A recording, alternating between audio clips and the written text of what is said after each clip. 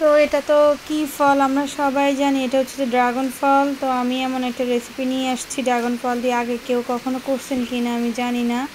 Blog by Tahmina থেকে আমি তাহমিনা। আসসালামু আলাইকুম, কেমন আছেন সবাই? তো আমি এখানে এক বাটি পুরা নিই নাই, তো আমি যেটা নিচে দেখছেন তো সেটা এখন আমি ব্লেন্ড করে নিলাম ড্রাগনটা। তো ড্রাগনটা দিয়ে আমি কি করি সেটাই আপনাদের সাথে শেয়ার করব। আর আপনারা প্লিজ যদি ভালো লাগে অবশ্যই করে দেখবেন। তো চলুন। তো এখানে যা যা লাগবে তাই আমি নিয়ে নিলাম। এটা তো আমি আগে ড্রাগন ব্লেন্ড করছি, সেটা আপনাদের সাথে দেখাইছিও। তো এখানে হচ্ছে যে আমি এখানে কর্নফ্লাওয়ার হচ্ছে আর চালের গুঁড়া 1 চামচ, কর্নফ্লাওয়ার 1 চামচ শুধু নিছি।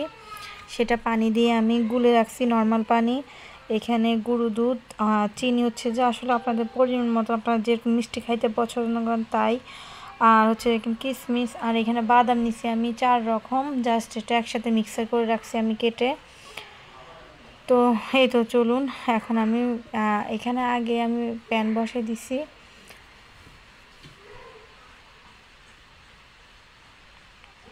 প্যানটা অবশ্য আমি ওরকম গরম করব না, হালকা তাপমাত্রা একদম থাকবে।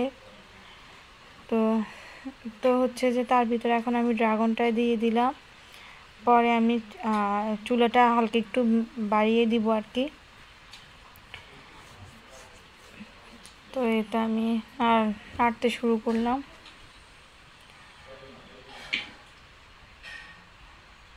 এখানে আমি এখন চিনিটা দিব আর কি, যা লাগে পরিমাণ মতো তাই দিব। আসলে আমরা মিডিয়াম মিষ্টি খাই, তো সেই জন্য মিডিয়াম মিষ্টি দিলাম। তো সেটা ভালোভাবে বলক তুলে নিতে হবে আর কি।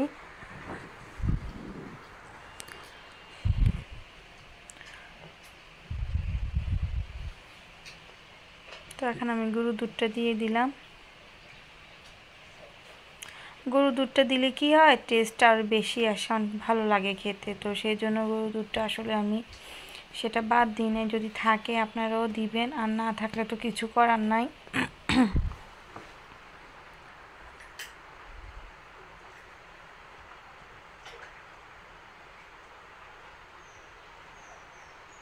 তো আসলে এগুলা দুধটা দেওয়ার পর চাক্কা ধরে যায়, তো সেটাই আসলে মিন করে দিতে হয়। আমি ভালোভাবে দুধগুলো মিশিয়ে দিচ্ছিলাম। তো তারই মাঝে বলে দিই আমাদের এখানে খুবই বৃষ্টি হচ্ছে, বৃষ্টি সাউন্ড আসতে পারে। তো সেটা তো আসলে প্রকৃতি, আল্লাহ রাব্বুল আলামিন দেওয়া দান, তো সেটা তো আর বন্ধ করা যাবে না।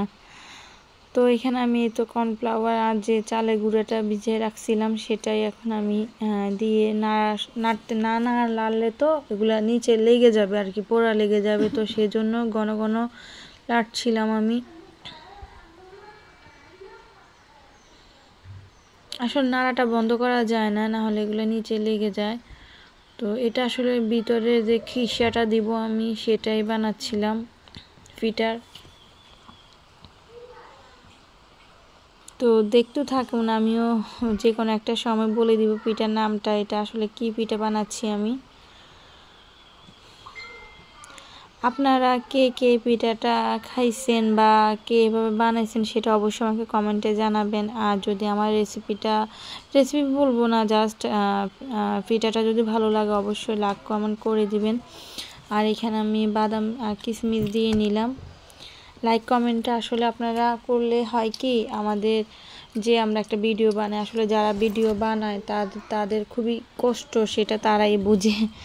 তো আপনারা আসলে বানালে কী হয়, নিজে একটা আনন্দ আসে বা নিজে একটা ভালো লাগা কাজ করে কমেন্টগুলো যখন পড়ি। তো এই তো আমি খিসাটা ঠান্ডা হওয়ার জন্য নামিয়ে নিছি। তো ফাইনালি আমি চলে আসলাম পিঠাগুলো বানিয়ে নিব।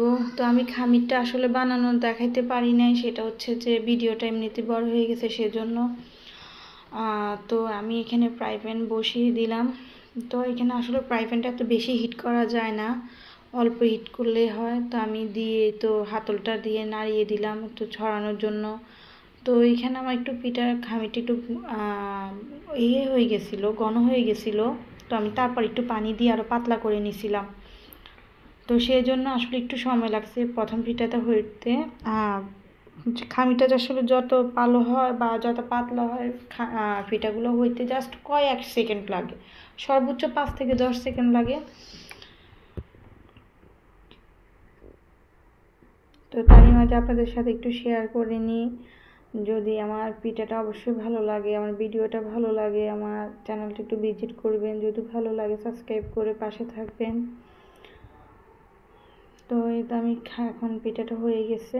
তো আমি খামির যেটা খিসা যেটা বলে আর কি, ভিতরে যে খামিরটা খিসাটা আমি দিয়ে দিচ্ছি। খিসাটা আসলে নিজের মন মতো করে দেওয়া যায়, কেউ চাইলে একদম ছড়ায় পুরো পিঠাতে দেওয়া যায়, আবার লম্বা করে আড়াআড়ি করে দেওয়া যায়। তো আসলে এটা যার যার পছন্দ মতন। তো সেটা এখন দেখে বুঝতে পারছেন এটা কিসের পিঠা, এটা হচ্ছে যে পাটিসাপটা পিঠা। তো ভিতরে খামিরটা সেটা হচ্ছে যে ড্রাগন দিয়ে বানাইছি। আসলে খুবই দারুণ খেতে, যেমন দেখতে যেমন সুন্দর, খেতেও খুব সুস্বাদু, আমি খুব টেস্ট হয়েছে। তো আমাদের বাসা বলতে আমার ছেলে মেয়ে, আমার হাজব্যান্ড, আমার শাশুড়ি খুবই পছন্দ করে আমার হাতের এই পিঠাটা। আমার নিজের কাছে ভীষণ ভালো লাগে, আমার আম্মু তো খুবই পছন্দ করে, খুবই। তো এই তো আমি এই পিঠাটা এখন নিয়ে নিলাম।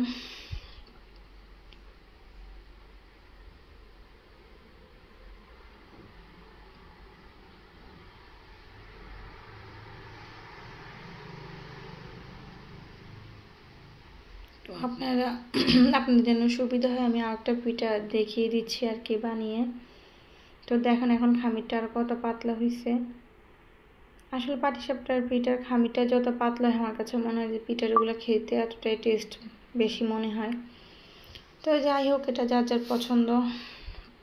তো এই তো আমি ঢাকনাটা দেওয়ার কারণ হচ্ছে যে উপরে যে পাটটা আছে সেটা হওয়ার জন্য, আর অন্য কোনো কারণ নাই।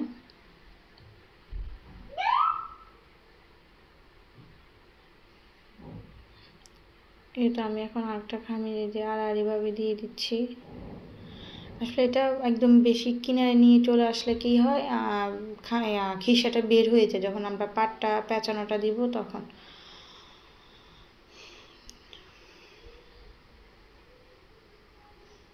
দেখুন দেখতে কত সুন্দর লাগছে কালারটা।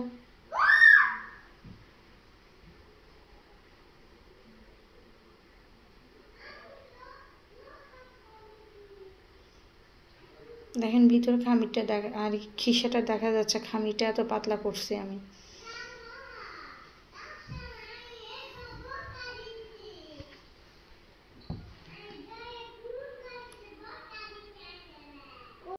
এই তো ফাইনালি আমার হয়ে গেছে। তো বাকি যে বাদামগুলো রাখছিলাম সেগুলোই দিয়ে দিচ্ছি।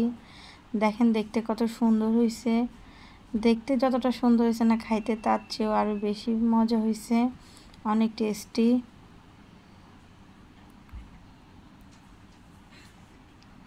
তো দেখেন ফাইনালি দেখতে কত সুন্দর, দেখেন ভিতরের কালারটা কত সুন্দর আসছে।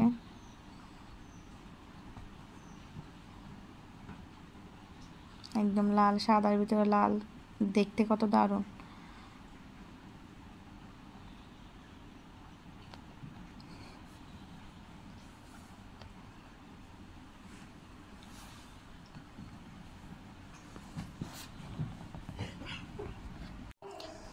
তো আপনাদেরকে খেয়েও দেখাই দিলাম।